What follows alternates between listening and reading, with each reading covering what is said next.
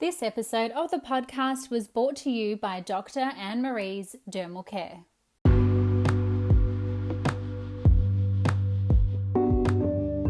Hello and welcome to today's episode of the Beauty Industry Podcast, your online support community for the professional beauty industry, connecting you with educational pieces, innovative industry products, and inspiration from industry experts.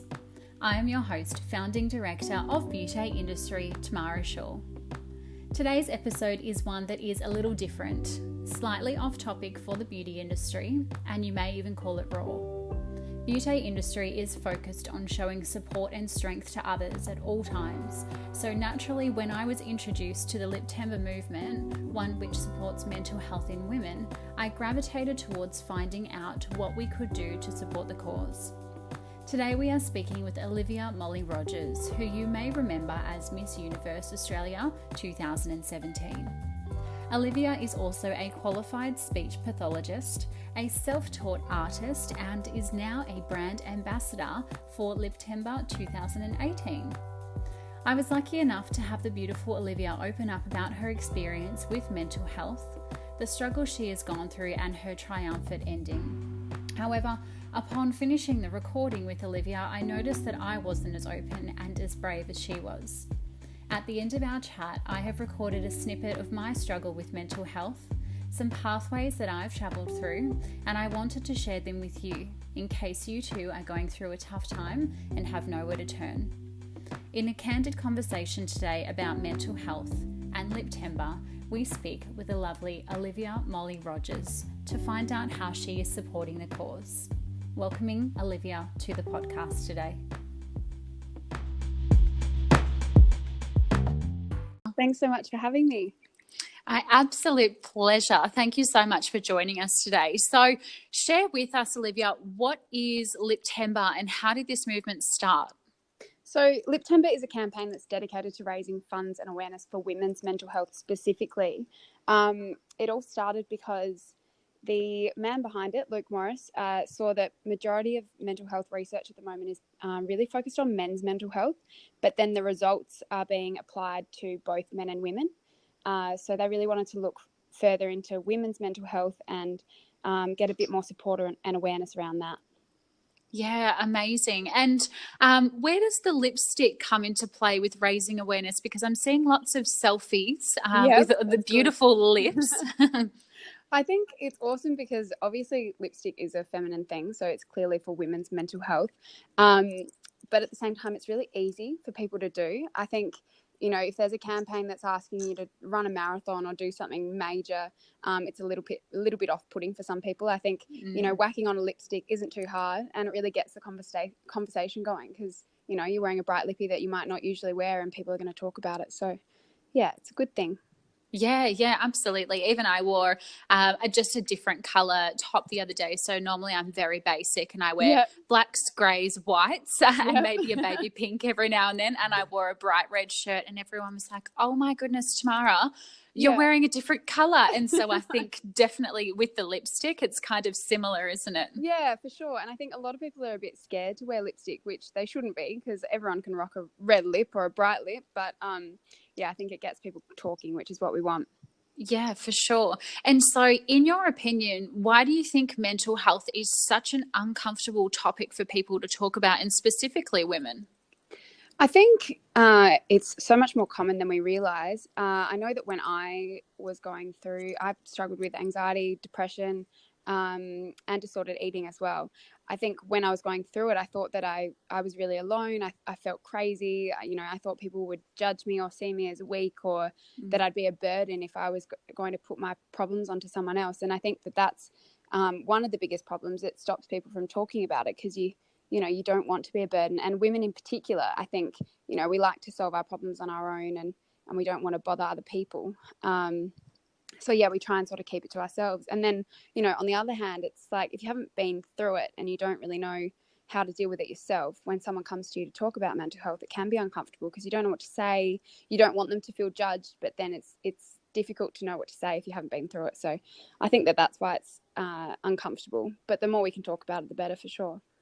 Yeah, you're so right. It is when people do get that courage to open up to you and say, hey, look, I'm actually not doing so well of late, it is difficult to find that response to come back to. Do we say, I'm sorry, or, what can I do to help you? And often they say, oh, it's just something I'm dealing with. It is kind of a difficult conversation to have, but super important that there are campaigns like Liptember that are bringing out the awareness and that we're having these conversations. Yeah, absolutely. And one of the great beneficiaries, which I know we'll discuss further, but one of them is Batyr, which is addressing the elephant in the room. So they go around to schools and they talk to schools about mental health, and not just about, how you cope with it if you get it, but also what to say to someone who does come to you and says they have a problem. So you have that toolbox to know what to come back and say and how to support your friends if they need it.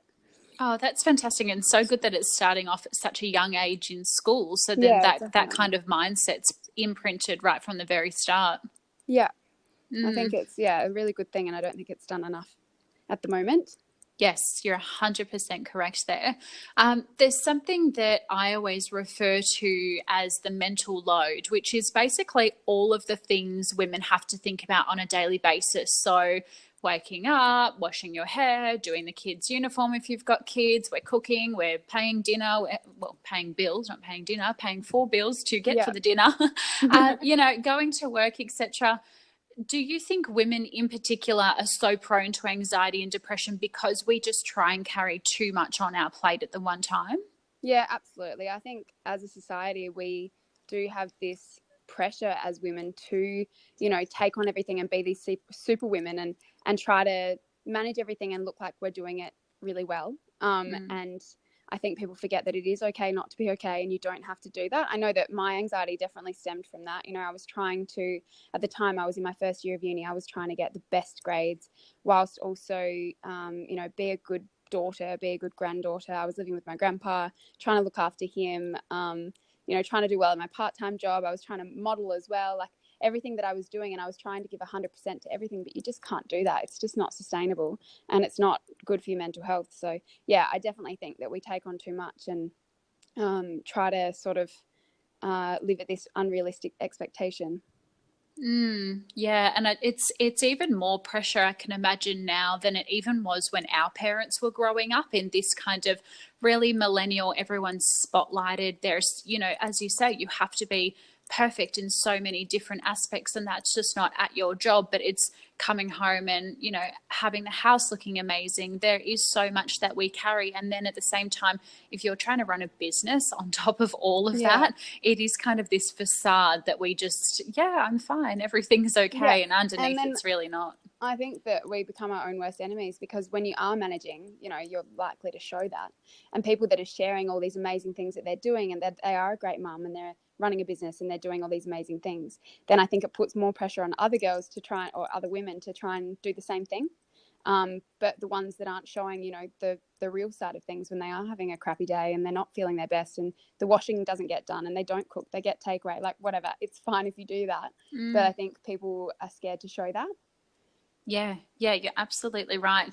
And to my negligence, before I started researching all about Liptember, I didn't realise how many other segments of mental health there were. So I normally just categorise mental health with the anxiety or the depression. However, on the Liptember website, it talks a lot about postnatal blues, eating habits, mental stress, and, PSTD. So you really kind of never know what's under the smiling face that people put on. And I guess in your business or your industry, you're so spotlighted in the media and on your digital platforms. Do you feel like there is that responsibility to put on a smiling face even when you're not feeling okay? I think for me, to start with, I don't suffer like I used to. So that definitely helps. But also the fact that I have been so open about my own struggles with mental health, and that it is okay not to be okay. I don't feel pressure to be fake about it. If I am having a crappy day, then I feel like I would be open about it.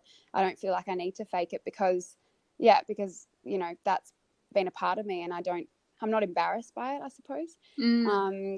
I think back when I had it, which is ironic because I wasn't in the public eye at all then. But I definitely felt the need to put on a facade and pretend that I was okay when I wasn't, even to my friends and family, just because I hadn't told them. I didn't want to bring them down or bring the mood down in any way. So I just sort of pretend that I was fine when I wasn't. But yeah, I think it just goes to show that being open about it can just really help, and to show that you're vulnerable helps other people to be vulnerable, and I think it gets rid of that judgment as well.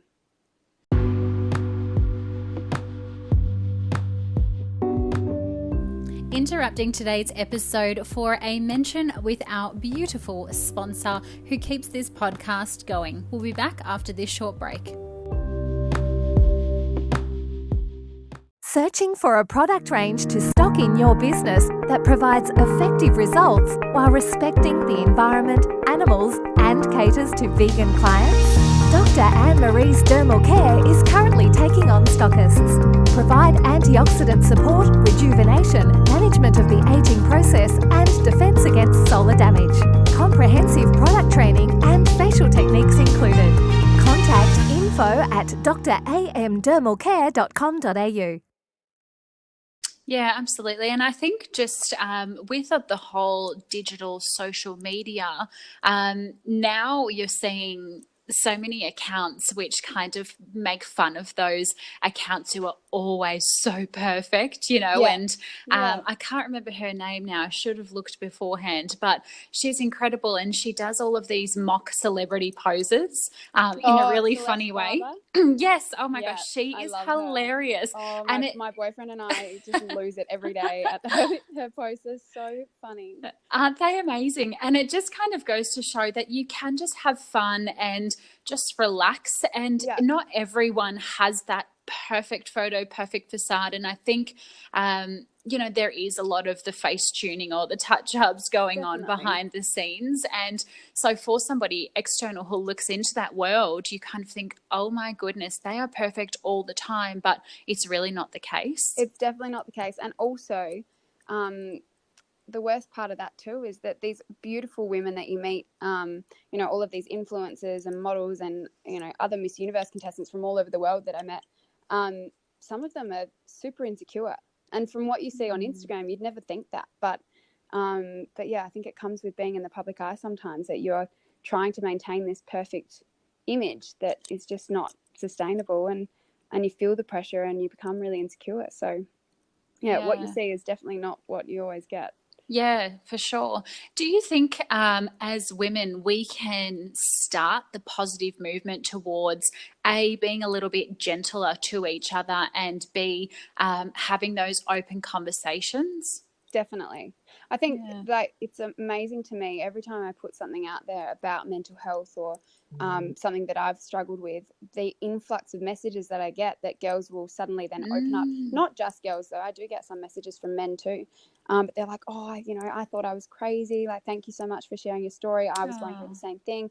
I think it's, as soon as you break your wall down a little bit, then other people are going to as well. So the more we can get that happening, the better.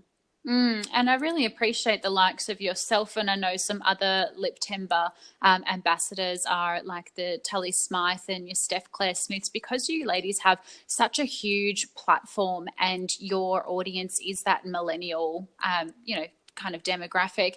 It's so nice to see that you are all supporting creating such a good, positive change. Yeah, it's good. And it's also awesome when you can get to those things and all of the girls come together, and Tully and I have become really close through attending events and that sort of thing together. And I think it's nice to have those real friendships, because you bond over things that you're passionate about. And for us, that is, having struggled with anxiety and depression and being open about that, sort of nice to support one another, and then it's so much more real. Yeah. Did you, when you initially posted about your anxiety and depression online on a social space, did you feel quite nervous and vulnerable about putting that out there? Yeah, I did. I think I posted about it years ago now, a couple of years ago, I think, the first time. And just putting it out there in a caption that was, carefully written. And I, sat on for a while. I think I showed my mum, I showed my sister, and I got some opinions on it before posting it. That I wasn't so nervous about. But then when I came out, I posted a video earlier this year, And I just sat down and spoke about it. I got a bit teary, which I wasn't really expecting. But then I was like, you know what? I don't want to pretend that I didn't and pretend that it doesn't still upset me. So I just put it out there. And that was a bit nerve-wracking. I think I never want to come across as patronizing or anything like that, because I know that there are some girls that will look at me and be like, well, that's just stupid. Why would she suffer from anxiety or depression when she's got this and this and this?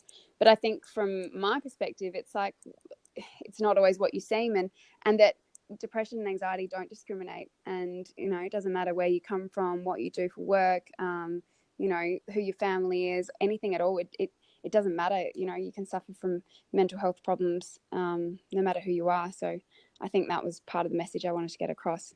But yeah, it's definitely daunting. But once you put it out there, the positive feedback I received was just amazing and makes it all worthwhile for sure. Oh, that's incredible.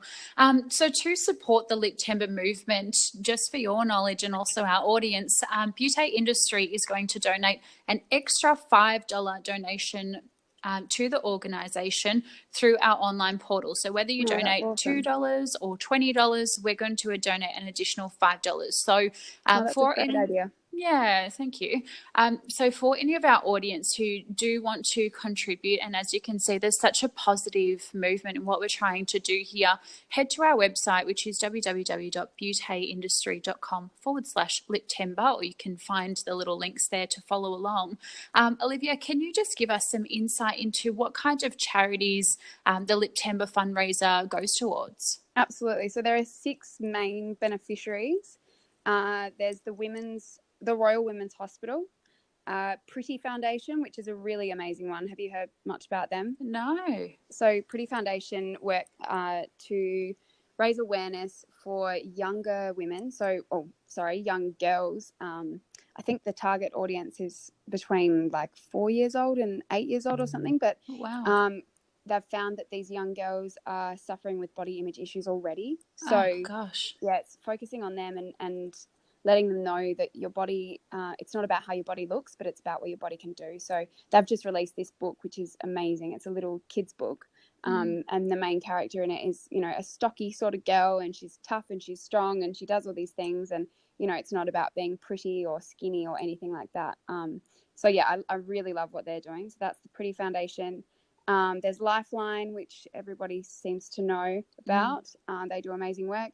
Batyr, the one that I was talking about before, so they go and speak to schools and do amazing programs within schools about mental health. Jean Hales, which is for older ladies, which is awesome as well, because there's not much happening for them, and they seem to get forgotten about a little bit. So that's a really good one. And then Are You OK? So I think Are You OK is a really well-known one as well, Are You OK Day, but an amazing beneficiary as well. Yeah, they're all so incredible. Yesterday I read on the Lifeline Instagram that 66% of Australians often feel alone, which was really kind of hard hitting for me. I thought, oh my gosh, that's more than half. And it was specifically Australian, so it really kind of hits home when it's in your own country. And it's not okay. And I guess that's why we have created our little business here, Batyr Industry, specifically for the beauty industry, because that's where I've come from and that's what I know and I'm passionate about. But, if we can just get that number to half, even 33% of people is still not okay that they're feeling lonely, but it's such a huge percentage. Yeah, but the more we can get it down, the better for sure. Yeah. And, every little bit counts. So I think the more we talk about it, it's going to help. Hopefully, at least, even this conversation could help 1-2 people. That's better than nothing. Yeah, you're 100% right. Well, thank you so much for joining us on today's episode, Olivia. We really, really appreciate your time and all of your vulnerability and just being open and, how much support you're showing to the Liptember movement and women alike. Oh, thank you so much. Thanks for having me. Absolute pleasure. As always, if you have enjoyed today's podcast, please be sure to subscribe to the channel and give us a 5-star rating. Now you know that we are donating to the Liptember movement. So you're going to see this plastered across all of our social channels. So make sure you go and give us a follow and donate absolutely anything you can. $2 actually equals $7. As I said, we're donating an extra $5. So anything you can to help this cause is absolutely incredible. Until next time, stay connected. Hi community, it's Tamara here. Just before you shut down this episode and turn on the radio, listen to Justin Bieber, I just wanted to share with you a story around mental health. I was so inspired by Olivia's story and the ability for her to open up and share like she did and be so vulnerable on our podcast that I left the episode thinking maybe I should also, pardon me, it's early in the morning, maybe I should also tell my story. So I have too struggled with mental health, as I'm sure many of you have. It was a personal battle for me, and some of you may not agree with this story. However, I'm going to tell it anyway in the fact of being vulnerable and just opening up for the sake of Liptember and women's mental health. And hopefully if I can start that conversation to get other women and ladies opening up out there, then I will. And I'm happy that this recording is going out to 200 ears per episode. When I was 20, I fell stupidly in love with a boy, and we accidentally fell pregnant. Now, when I was 20, I was a very, very young, naive party goer every Saturday night. And I was definitely not at a point in my life where I could welcome a life into this world. And I knew that at that stage of my mental capacity, I could not possibly care for a human being as I knew I would have when I was reaching the age of when I could actually have a child. So unfortunately we did decide to have a termination, which if anyone has been through that, it is so difficult. And I know it does get shunned on a lot of. Actually, the morning that I decided to have the termination, I went to the clinic and there were about 10 protesters outside with these horrible, horrible signs, and they were yelling at me and actually pulling at me, pulling at my arms and pulling at my hair so that I wouldn't walk in the door. And that was just an absolutely traumatic experience for me. Following that up, there was a lot of depression and a lot of anxiety around just, feeling absolute terrible amounts of guilt for what I had done. And just really, it was a really bad time in my life. However, I'm really good at writing things down. And as you can hear, I'm good at talking about things. So I had quite a strong support network in terms of people like my dad, who just really helped and listened to everything that I had to say. So I was able to get things out there. Later on in life, when I was 23, so in 2013, I went to my regular doctor for my pap smear, and while they were down there, she said, something's just not quite right. I don't want you to be positive about this. And I thought at the time, geez, Louise, why is she telling me this? Just get the results back, lady, and then let's have the talk. Anyway, so she put a rush through on the results, and it came back that I was diagnosed with a low-grade cervical cancer. And I could just tell that the blood just rushed out of my face at that stage. And I was sitting there just thinking, what? I'm 23. This cannot, you can't be saying the C word, like the cancer word. It's just not okay right now. And I left, and I was actually having a kinesiology session right after, and I was a right mess. I went and sat down and had breakfast, and I was just sitting there thinking, what in the heck is going on? I ate my breakfast in silence without a word and just went into my kinesiology session and just completely broke down. And if anyone hasn't had kinesiology, it's absolutely amazing. It's basically where internal stress and trauma, they're able to release it and kind of, I'm going to say, unlock how that's feeling inside for you. So the kinesiology sessions for me were really, really huge and helped me deal with it. So I did have to go and have some surgery. It was a laser to remove the lining of the cervix where the cancerous cells were. And this was really crazy for me. At this time of my life, I was breaking up with my partner. I wasn't talking to my mum. I was in between positions at work. So I really didn't have a strong network or team around me. In fact, my team at work, I was a brand new manager stepping into an existing team who were really strong. They all hated me. And I say that word as it was a true hate. And if they're listening on this podcast, I don't know if they would be, but I truly apologize because I was a crap manager at that stage of my life. And now you can see why I wasn't able to kind of give everyone in my team the love and support that they needed because I wasn't completely whole. My cup wasn't full, so it was really impossible for me to pour from an empty cup. So anyway, I went and had the surgery at the Royal Women's Hospital, and the ladies there were so fantastic. I couldn't have asked for a more seamless procedure. I walked in being absolutely so nervous. It was actually my 24th birthday on the day of my surgery. I remember them saying, and what's your full name? And I said, Tamara Shaw. And they said, and what's your birth date? And I said, the 21st of the 6th, 1990. And they said, and what's the date today? And I said, the 21st of the 6th, 2014. And they were like, what's wrong with you? Why are you here on your birthday? But at the time, I didn't have private health insurance. And so I just had to wait until a date came available. So I was calling them every single Monday saying, do you have a date? Do you have a date? When can I get in? When please, give me a date so I can get this removed. And so I did, and the Royal Women's were so fantastic and they really helped me. I woke up, I didn't have any pain. I was able to be picked up that day, and it was just, I can't use the word seamless enough because I was so, what you do, you take yourself into this Google spiral and you read all of these ridiculous things, and I highly encourage no one to do that. But it was just amazing for me to have that support, and they're constantly reminding me about the importance of pap smears and how you can support yourself. So for me, having that experience, I went back to my GP after the 6 months had gone, and I did really recover from the cervical cancer. I felt good about my body. I wasn't shaming myself anymore, but she did say to me one thing that has stuck. She said, have you had a termination in the past? And I said, yeah, I have actually. And she said, well, that's the reason you've got your cervical cancer. That's the reason that you had cervical cancer. And I just thought, crap, that is so heavy to weigh that on me.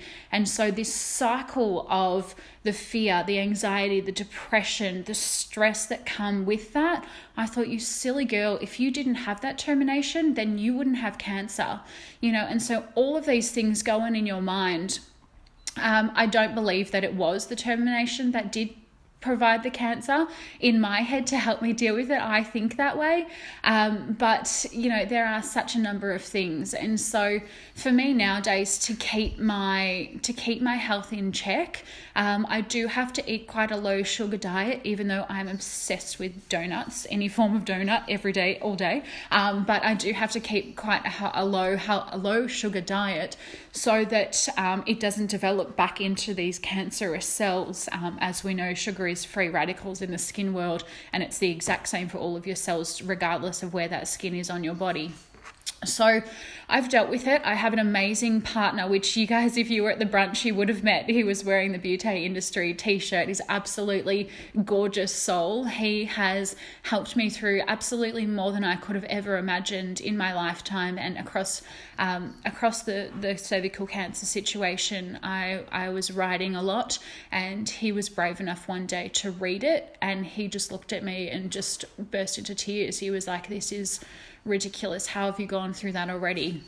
And without a partner, without a mum in my life at that time. So it was a really difficult situation for me. But the point of this, and why I'm telling you this story, is because I got off our podcast episode with Olivia, and I thought she's been so wonderful in opening up about her anxiety, her depression, her eating disorders through the modelling world, and some other things that she's gone with. And I thought, Tamara, you are so rude. You haven't also opened up. So here's my little snippet. Hopefully you all, you're able to listen to the whole entire podcast and you don't just switch off where you hear me say stay connected as you normally would. And if this conversation can just open up to absolutely, you know, just one pair of ears, and they have that knock-on effect to another pair of ears, then I'm so thankful that I did this. And if you know me, I'm kind of like a bit of a robot. I'm not the best in opening up. I don't cry. I don't often feel sad, or I don't often feel ecstatically happy. I'm not the brightest person in the room jumping around. I'm not, you know, it's just difficult for me to open up, I guess. And I don't talk about my personal life with many people, besides the fact that I tell everyone I want my partner to propose to me ASAP. But other than that, it is difficult for me. So hopefully it, you know, this is just a round message and it helps you too. So this is the reason why I'm supporting Liptember, because it is so close to my heart. And if we can just raise some money, I know a big chunk of that does go to the Royal Women's specifically, but it also goes, as Olivia said, to Batyr. You've also got the Pretty Foundation, you've got the Jean Hales Foundation, and RUOK Day as well. So as I said, we're donating $5 for every single donation, and I would strongly help, happy to take on your donation and help this cause. So that is all from me, and now I promise that's the end of the podcast. So if you do want to reach out, you guys know I'm always here to help. This is exactly what beauty industry is, and it's why we have a community that we do, and you guys are so incredible in supporting everyone, and I just want you to know that I'm here to support you as well. So thank you so much for listening, and until next time, stay connected.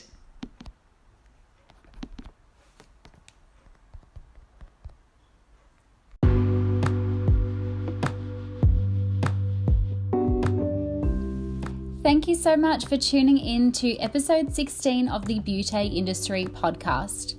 Next Monday for episode 17, we talk with Jessica Mendez of The Therapist Co. on solving your recruitment problems. Be sure to tune in then. Until next time, stay connected.